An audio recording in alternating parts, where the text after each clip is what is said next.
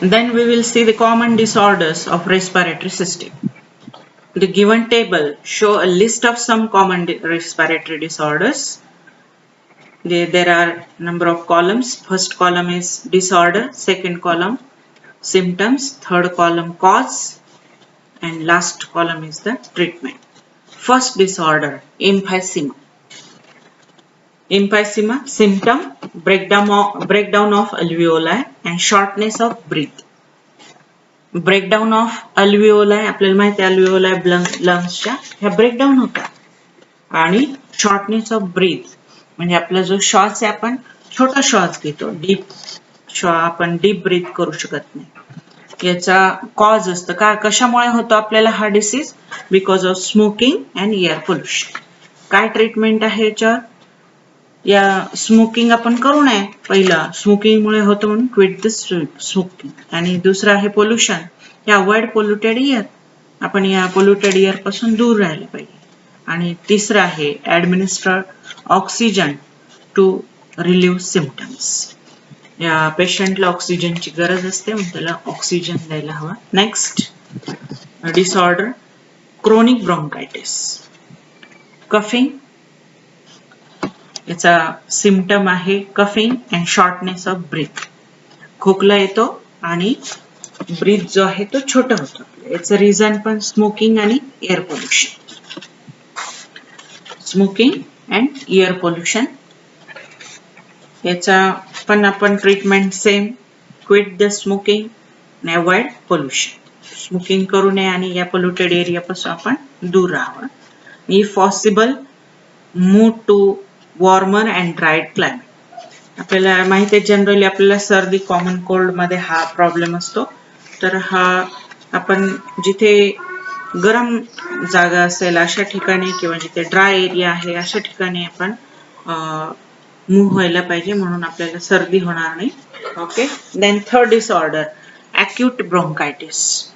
This acute bronchitis, what is the symptom? Inflammation of bronchi. म्हणजे सूज येते आपल्या ब्रोंकायवर. आपण बघितलेलं आहे trachea divide into two right and left bronchi. या ब्रोंकायवर सूज येते. Then second symptom shortness of breath. जे आपण डीप ब्रीथ करत नाही, फास्ट एक ब्रीथ घेतलं की दुसरं ब्रीथ घेतो, shortness of breath. Yellow mucus coughed up, म्हणजे जो आपला म्युकस आहे तो लिक्विड नाही, आता तो येल्लो कलरचा घट्ट असा कफ जो म्युकस आहे तो बाहेर पडतो.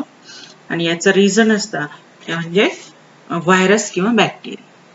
तर व्हायरसच्या इन्फेक्शनमुळे किंवा बॅक्टेरियाच्या इन्फेक्शनमुळे हा प्रॉब्लेम. आता आपण जे सध्या बघतोय कोविड-19 अप्पर रेस्पिरेटरी ट्रॅकवर इफेक्ट करतो, तर तेच हे आहे. इथे अॅक्यूट ब्रोंकायटिस होऊ शकतो. तर यासाठी ट्रीटमेंट आहे. इफ बॅक्टेरियल असेल तरच आपण अँटीबायोटिक घेऊ शकतो, कारण अजून तरी या व्हायरसवर ट्रीटमेंट नाहीये. व्हायरससाठी आपण अँटीबायोटिक नाही घेऊ शकत.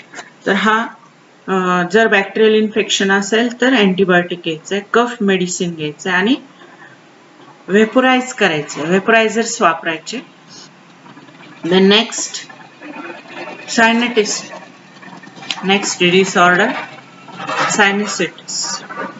Inflammation of sinuses. Sinuses actually हा रिलेटेड आहे याच्याशी. ह्या ज्या आपल्या रेस्पिरेट नाकामधून आपल्या फोरहेड मध्ये सायनसेस असतात, आपल्या गालावर म्हणजे चिक्स मध्ये सायनसेस असतात. तर याला पण इन्फेक्शन होतं. जर आपल्या ब्रोंकायला झालं तर त्याला लागून सायनसेसला होतं, व्हायरस आणि बॅक्टेरियाचा सेम. आणि treatment if bacterial take antibiotic, वरच्या सारखीच ट्रीटमेंट. डायग्नोस्ट झालं पाहिजे पटकन. आणि डिकॉन्जेनेटिस इथे घेऊ शकतो आपण, म्हणजेच वेपोरायझर्स करायचंय. Use vaporiser. वेपोरायझर म्हणजे आपण ज्याला आपण वापरतो ना, छोटं असतं ते नाकामधून, ज्याच्यामुळे आपला श्वास उघडा होतो, तर ते वेपोरायझर. किंवा आपल्या सिंपल मेथडने आपण पाण्याची वाफ घेतो किंवा पाण्यामध्ये विक्स टाकून वाफ घेतो, हे वेपोरायझर्सचा यूज करायचं. Then next is the laryngitis. Inflammation of larynx, म्हणजे आपला जो व्होकल कॉर्ड आहे, आपले जे व्होकल बॉक्स आहे, ज्याला आपण साऊंड बॉक्स किंवा व्होकल बॉक्स म्हणतो, त्याच्यावर सूज झालेला आहे, लॅरिंग्सवर सूज झाले. Vocal cords, source in throat, आपल्या घशामध्ये जखम झाली आहे.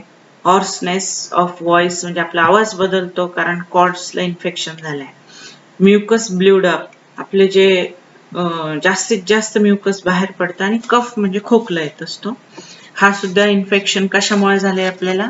व्हायरस आणि बॅक्टेरिया. बॅक्टेरिया असेल तर साहजिक काय घ्यायला पाहिजे? Antibiotic, कफचं medicine. व्हॉइससाठी आता इथे लॅरिंजेटिस म्हणजे व्हॉइसचा प्रॉब्लेम आहे. व्हॉइससाठी एकच उपाय असतो, व्हॉइसची रेस्ट घ्यायला पाहिजे. And avoid the irritants like smoke. ज्या स्मोकमुळे आपल्याला इरिटेशन होतं अशा स्मोक्सला आपण अवॉइड करायचं. Next, pneumonia. निमोनिया आपण पाहतोय सध्या कोविड-19 मुळे जो आत गेल्यानंतर सुरुवातीला ब्रोंकायटिस होतो आणि जर तो आत गेला 4-5 दिवसानंतर तो आत जातो व्हायरस आणि काय होतो आपल्याला? निमोनिया. तर या निमोनियाचे काय सिम्पटम्स आहेत बघू आपण. इन्फ्लामेशन ऑफ लंग्स म्हणजे लंग्सवर काय येते? सूज. Then ranging from mild to severe. आता ही जी सूज असते ही कमी प्रमाणात असू शकते किंवा जास्त प्रमाणात असू शकते. म्हणून बघा काही पेशंट याच्यातून बरे होत आहेत तर काही ची डेथ होत आहे, व्हेंटिलेटरची गरज पडते, हे पाहतोय आपण. याची रेंज इन्फ्लामेशनची माइल्ड टू सिव्हिअर असू शकते. काय काय सिम्पटम दिसत आहे? कफ अँड फिवर सगळ्यात महत्वाचं सिम्पटम आहे याच्यामध्ये, कफ आणि फिवर. खोकला असतो आणि ताप येतो पेशंटला. म्हणून बघा आपण बघतोय मशीनने आता जे कोणी बाहेर रेल्वेमधून बाहेर येतील किंवा एखाद्या इंडस्ट्रीमध्ये एंटर करतायत तर किंवा आपल्याला एअरपोर्ट मध्ये जायचंय तर आधी ताप बघितला जातो, फिवर चेक केला जातं. फिवर ह्याचं सिम्पटम आहे. देन शॉर्टनेस ऑफ ब्रीथ, आपण श्वास कसा घेतो? छोटा श्वास घेतो, डीप ब्रीथ करू शकत नाही. देन चिल, थंडी वाजून येते. स्वेटिंग, घाम येतो. चेस्ट पेन्स होतात आणि ब्लड इन म्युकस, आपल्या नाकामधून जे पाणी म्युकस येते त्याच्यामधून ब्लड सुद्धा येऊ शकतं. याचे दोन रिझन्स आहेत, causes. One is the bacteria and another is the virus. Bacteria आपल्याला माहित आहे, निमोकॉकस बॅक्टेरियामुळे निमोनिया होतो आणि इन्फ्लुएन्झा व्हायरसमुळे निमोनिया होतो. किंवा आता सध्या कोविड-19 जो व्हायरस आहे त्याच्यामुळे निमोनिया होतो. खूप सारे बॅक्टेरिया आणि खूप सारे व्हायरस आहेत ज्याच्यामुळे निमोनिया होतो, व्हायरस आणि बॅक्टेरियामुळे.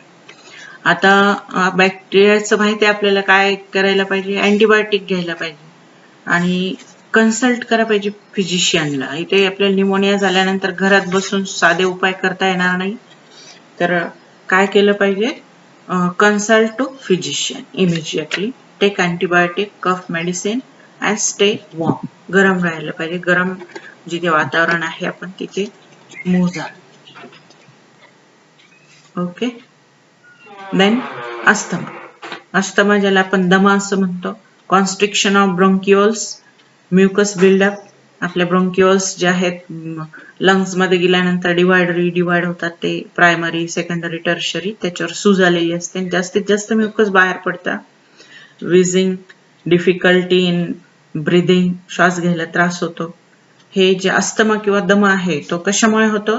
तर ॲलर्जीमुळे होतो. Allergy to pollen grains, some food addictive, pet hair म्हणजे काही खाण्यामधले पदार्थ जर असतील किंवा पोलन ग्रेन असतील, बाजराचे पोलन ग्रेन किंवा एखाद्या झाडाचे पोलन ग्रेन्स असतील त्याची आपल्याला ॲलर्जी असू शकते. किंवा पेट हेअर म्हणजे आपण घरामध्ये काही पाळलं असेल मांजर कुत्रा तर त्याच्या हेअर्समुळे पण आपल्याला ॲलर्जी होऊ शकते, ज्याच्यामुळे आपल्याला दमा होतो. Then what is the treatment? Use इनहेलंट.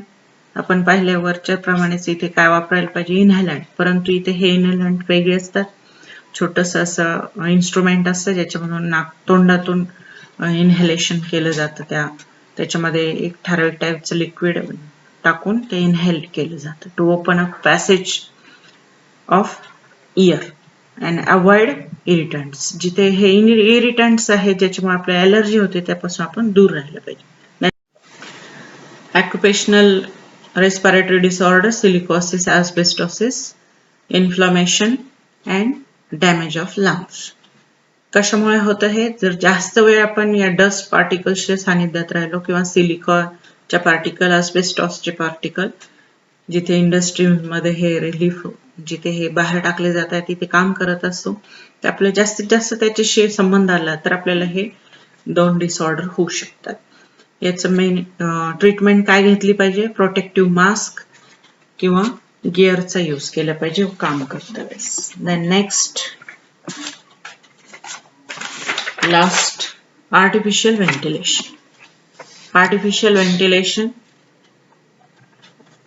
it is also called as artificial respiration. Artificial respiration means artificial ventilation. It is the method of inducing breathing.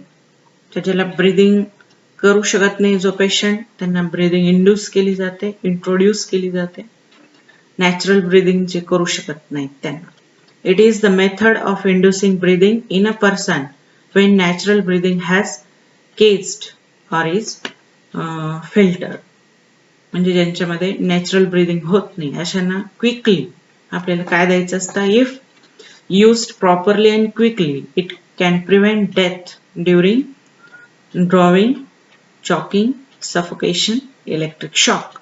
जेव्हा आपल्याला इलेक्ट्रिक शॉक लागतो किंवा सफोकेशन होतं, एखाद्या गॅस रिलीज झालाय आणि तिथे आपण बंद खोलीमध्ये गॅस रिलीज झालाय एखादा आणि तिथे आपण आहोत, किंवा आपले रेस्पिरेटरी चॉकअप झालेलं आहे अशा वेळेस, किंवा स्नेक बाईट वगैरे अशा वेळेस आपल्याला पटकन क्विकली जर हे दिलं गेलं आर्टिफिशियल रिस्पिरेशन किंवा व्हेंटिलेशन, तर डेथ अवॉइड करू शकतो आपण पेशंटची.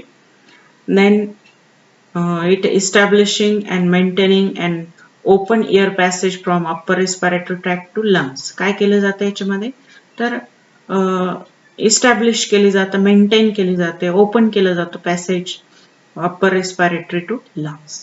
आणि फोर्स्ड इन्स्पायरेशन आणि एक्सपायरेशन आपण पाहिलेले. फोर्स्ड इन्स्पायरेशन आणि एक्सपायरेशन म्हणजे आपण जर एखादा श्वास न घे, सफोकेशन झालं, एखाद्याला बेशुद्ध पडला, तर आपण तोंडात माउथ टू माउथ रेस्पिरेशन करतो, म्हणजे आपण तोंडावाटे त्या पेशंटला श्वास देतो.